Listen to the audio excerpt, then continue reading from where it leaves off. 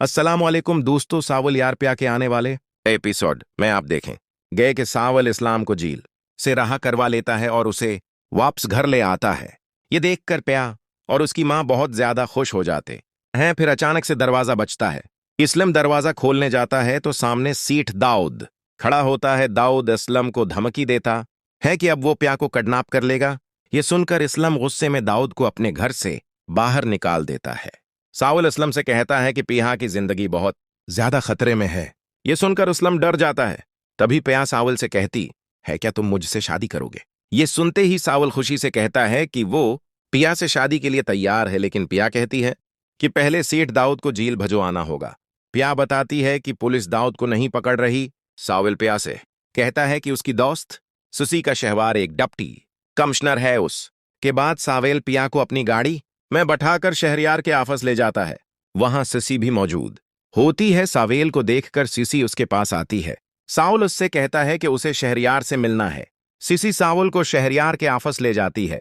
Saul deputy commissioner Shahryar से कहता है कि दाऊद गरीब लोगों की जमीनों पर नाजायज तरीके से कब्जा करता है और उसने पिया को किडनैप करने की धमकी दी है। ये सुनते ही शहरयार पुलिस ऑफिसर बाबर को फोन करके अपने ऑफिस बुलाता है। जैसे ही पुलिस ऑफिसर बाबर को प्या देखती है, वो गुस्से में शहरयार से कहती है कि ये लोग पहले भी पुलिस ऑफिसर बाबर के पास सीठ दाऊद की शिकायत लेकर गए थे, लेकिन उसने दाऊद के खिलाफ रिपोर्ट नहीं लिखी। उस पर डिप्टी कमिश्नर शहरयार पुलिस अफसर बाबर को सख्त लहजे में कहता है कि अगर उसने सच का साथ नहीं दिया तो उसे सस्पेंड कर दिया जाएगा। ये सुनते ही पुलिस ऑफिसर बाबर डर जाता है और सावल को दाऊद का पूरा क्रिमिनल रिकॉर्ड दे देता है। फाइल देखकर प्या बहुत ज्यादा खुश हो जाती है। शहरयार सावल से कहता है कि वो पिया को लेकर मीडिया के पास जाए और दाऊद का सच सबके सामने लाए। फिर वो पुलिस को भेजकर दाऊद को गिरफ्तार करवाएगा। सावल पिया को लेकर मीडिया के पास पहुंच जाता है। पिया मीडिया में बताती है कि दाऊद का असली नाम मूसी है और वो कोई बिजनेसमैन नहीं बल्कि गरीब लोगों की जमीनों पर कब्जा करने वाला मुजरिम है। पिया कहती है कि दाऊद उनकी मां का कातिल है और उनके पास दाऊद का पूरा क्रिमिनल रिकॉर्ड मौजूद है। जब यह खबर सोशल मीडिया पर वायरल होती है तो दाऊद गुस्से में अपने आदमियों को फोन करता है और सावल को गोली मारने का हुक्म देता है। थोड़ी देर बाद जब सावल पिया को लेकर घर वापस आ रहा होता है, तभी दाऊद का आदमी उनकी गाड़ी रोक लेता है। सावल गाड़ी से उतरकर उससे पूछता है कि क्या वो दाऊद का आदमी है। तभी वो आदमी सावल पर गोली चला देता है। गोली सीधा सावल के हाथ पर लगती है और वो बेहोश होकर गिरने लगता है। पिया उसे संभाल लेती है। उसी वक्त अचानक आलियार वहां पहुंच जाता है। सावल को जख्मी देखकर वो पिया से पूछता है कि क्या हुआ। पिया कहती है कि दाऊद ने अपने आदमी भेजकर सावल को गोली मरवाई है।